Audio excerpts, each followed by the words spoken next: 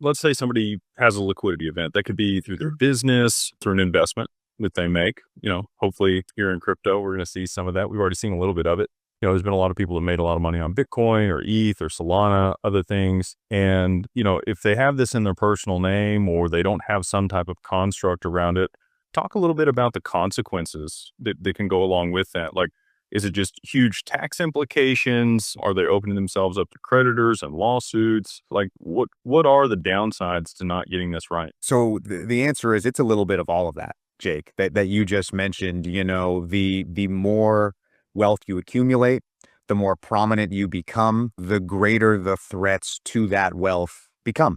And that's just the way of the world. And so I'll break it down into two categories. You hit the nail on the head with the first one. So today I'm going to speak about asset protection and tax protection, which are very different things. Getting back to that asset protection. So that's what we would refer to as, you touched on it, creditors, judgments, liens, frivolous lawsuits, things like that. And it's a reality of the world that we live in that, again, just as I said, as you accumulate wealth and more people become aware of that wealth, those things are simply going to become more prominent. And many of them are frivolous.